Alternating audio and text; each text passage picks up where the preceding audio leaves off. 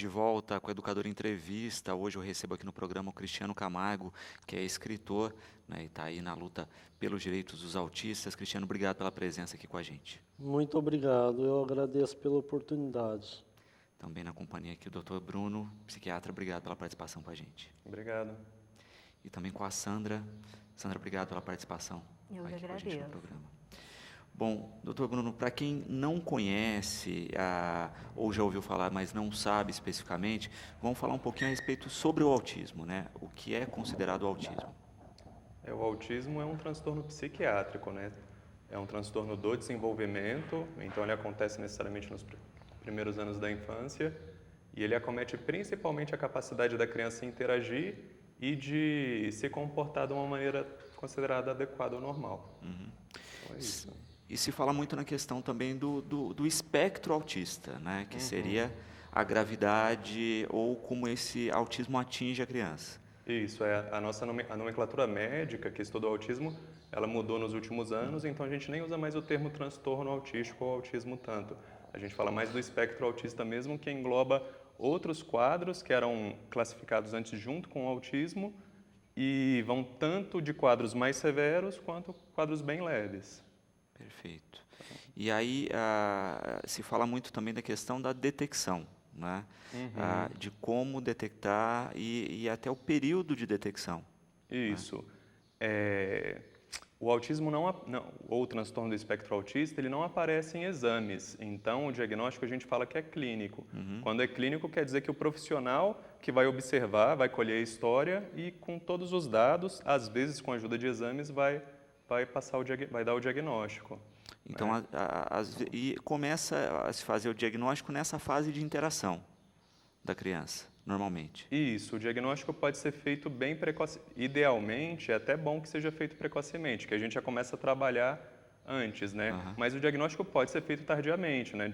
Se for, por exemplo, uma pessoa que nunca teve acesso ao recurso, né, de receber um profissional que possa dar o diagnóstico, então pode ser feito tardiamente também. Mas, via de regra, por ser um transtorno que acontece no desenvolvimento, ele pode, se for ver, deve ser feito logo no começo, tá, da vida.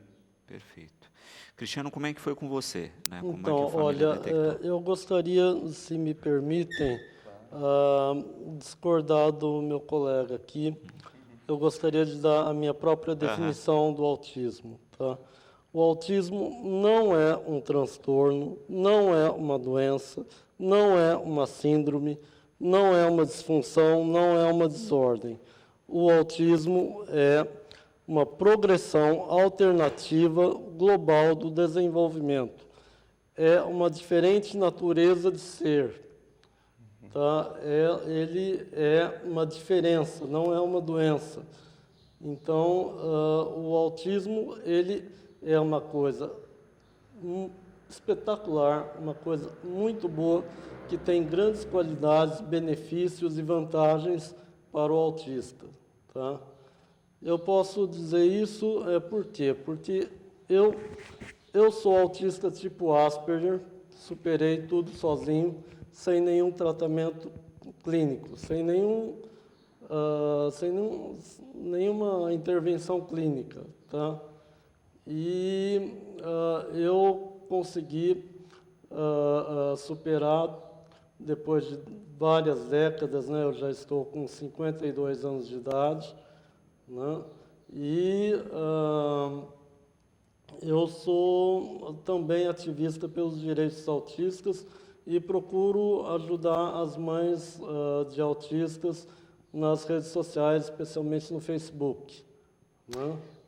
E como é que foi essa sua descoberta mesmo, né? Como é que... Então, eu fui diagnosticado apenas aos 41 anos de idade, há mais ou menos 11 anos atrás, né? Então, que na minha época não existia praticamente o diagnóstico de autismo, tá? As pessoas sabiam que eu era diferente de algum modo. O meu pai, ele é cientista da área de farmacologia e bioquímica, né?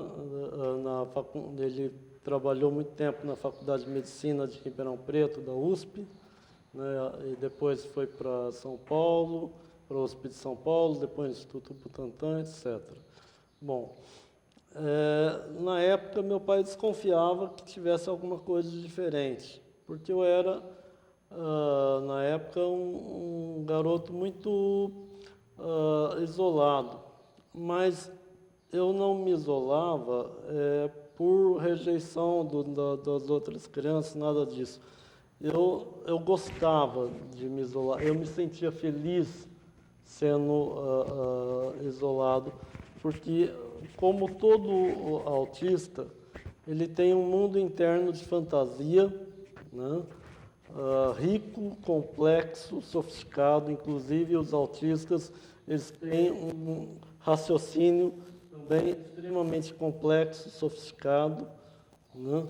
E uma capacidade de concentração mental fabulosa, né? Sem falar da criatividade, claro, né? Então, esse mundo me bastava, porque eu estava na primeira fase do processo de amadurecimento autista, né, que é constituído de 3 fases, e por isso que eu falei que o autismo é uma progressão alternativa global do desenvolvimento, porque o processo de desenvolvimento e amadurecimento dos autistas é diferente dos das outras pessoas, tá? E eu sigo as ideias da neurodiversidade, em que você não pode pegar o neurotípico, ou seja, a pessoa, entre aspas, normal, né, e compará-la com o autista e colocar o neurotípico como se fosse o exemplo a ser seguido, a referência, né, e colocar o autismo como se fosse um desvio entre aspas, normalidade, né? Não, é outro padrão, é como você comparar sistemas operacionais de computadores, é outro sistema operacional, não é um erro de sistema, tá? Então você não pode comparar um com o outro e dizer que um seja melhor que o outro, não, são apenas diferentes, né? Autismo é uma natureza sadia. O autista é um ser tão sadio quanto, psiquiatricamente, quanto o neurotípico, tá? Só que é outro tipo, né, de comportamento. Queria falar um pouquinho com a Sandra. Sandra, a gente tem passado por um período, de uma maneira geral, no sistema educacional brasileiro, pela questão da inclusão, e a gente fala da inclusão de uma maneira geral, né?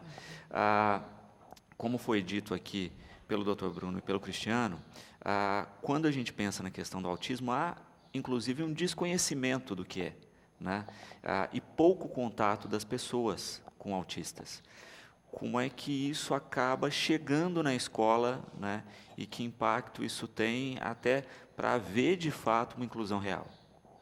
Bom, eu acho que é exatamente isso. Por causa desse desconhecimento, muitas vezes, a hora que um aluno chega na escola, ele entra para uma rede regular, né, de ensino, e muitas vezes ele sofre preconceito, porque as pessoas não entendem, às vezes, alguns comportamentos, ou mesmo no caso, muitos não gostam muito de ficar entre os outros, de fazer amizade e até mesmo de se comunicar muito, a não ser depois de um tempo que eles já estão mais ali entrosados. Mas aí acaba sofrendo muito preconceito, que começa muito a ter o bullying, né? Que aí o pessoal já começa a fazer brincadeiras, a tratar mal. E essa falta de informação que leva a isso. Então acaba tendo esse preconceito por isso. O certo seria, nas escolas, ter uma capacitação realmente. Vai receber um aluno? Antes ter uma capacitação, você trabalhar o tema, você trabalhar todas as habilidades que o autista tem. Porque muita gente acha que falou autista, então é aquele que fica só no mundinho dele, se mexendo, para frente, para trás, fazendo aquele movimento como se estivesse fora do nosso mundo. E não é assim. Então, precisa de ter realmente uma capacitação, as pessoas saberem o que é, e mesmo em relação ao governo, ele trabalhar essa parte, ele dá para os professores da rede pública esse suporte, porque não é feito hoje em dia. E porque também tem isso que a gente falava no último bloco, né, doutor? Tem a questão dos espectros e das comorbidades agregadas aí, em alguns casos. Sim. Né? Não é receita de bolo no seguinte, né? Olha, a gente está falando de autismo, toda a ação é igual, né, nesse caso. Né? É bem o contrário, tem que ser bem individualizado mesmo. Então, aí é que surge, ainda mais quando a gente pensa na estrutura da rede, que, pensando na questão da inclusão do Brasil, né, no papel o projeto é fantástico, mas na prática não se dá a estrutura para isso. Acho que o principal problema, eu concordo com a Sandra, ainda é o desconhecimento, né? Se conhece muito pouco, se sabe muito pouco e se pensa muito pouco sobre isso. Sem dúvida. Então, acho que esse é o principal problema. Como é que foi com você, Cristiano, a questão Então, olha, eu acho que tem vários aspectos aí. O autismo, ele não é um espectro também, hoje em dia, nas concepções mais avançadas, né? Se vê o autismo pelo olhar da neurodiversidade, né? Então, você tem um leque de tipos de autismo diferentes, né? Como o Asperger, o Savant, o de alto desempenho, o clássico, né? Eu não uso essa nomenclatura do CID e dos órgãos americanos, que eu acho totalmente preconceituosa. Mas eu vejo o seguinte, eles têm razão na questão da falta de preparo dos professores, né, na escola, mas eu vejo também a questão da falta de preparo da própria escola, né, para receber os autistas, né? E eu vejo o seguinte, gente,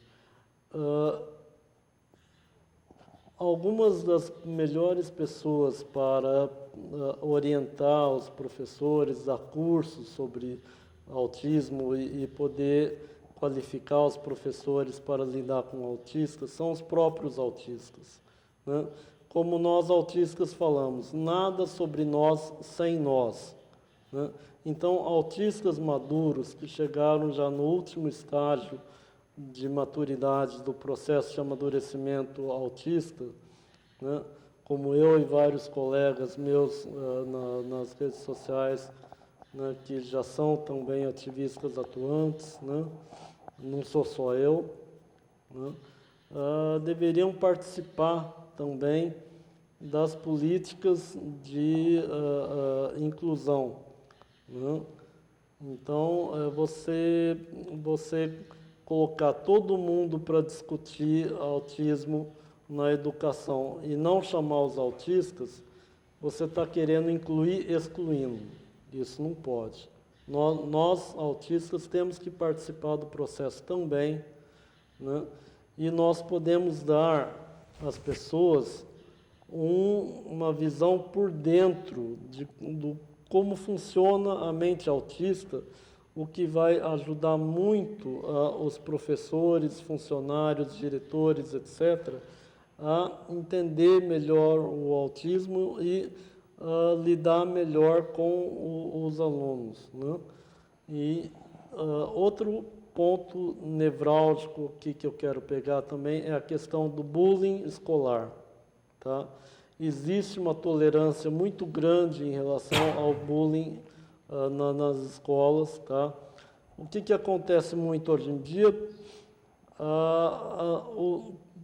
Professores ou funcionários ou diretores ou mesmo outros colegas, né, por falta de preparo, de conhecimento, né, induzem uma grande carga de estresse aos autistas, né, ou mesmo fazem bullying, muitas vezes até físico, violento, contra eles, né, sistemático, diário, né? Isso causa traumas, isso traz regressões no progresso, no processo de amadurecimento deles, né? E o que acontece? Muita gente na escola simplesmente faz vista grossa para o bullying e vê como uma coisa natural, o que é totalmente errado, gente, não pode. né? E é uma questão que não atinge só o autista, né? Não atinge só Hoje, quando a gente está falando de inclusão, atinge a todos os que estão sendo incluídos e também ao aluno dito normal. Pois né? é, mas os autistas são alguns dos alvos preferenciais, vamos dizer assim, né? Porque as pessoas percebem a diferença, mas de uma maneira negativa, e elas deveriam perceber de uma maneira positiva, né? E aí o que acontece muitas vezes é que se o autista reage ao bullying, né, ele é apontado, né, como sendo agressivo, né, sendo que os agressores não são acusados. Né? Então chega na sala do diretor, o que acontece? Os pais dos alunos neurotípicos, né, falam que não querem mais os filhos deles estudando junto com o autista, porque consideram o autista agressivo, que é uma forma de preconceito, né?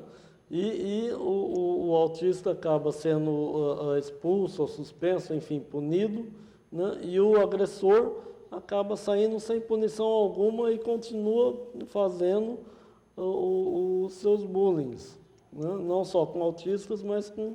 Então, os agressores têm que ser punidos, têm que ser reeducados. Não só os professores devem ser reeducados para lidar com os autistas, os outros alunos também. Eles precisam entender que não é legal fazer bullying, né? E tem que saber lidar com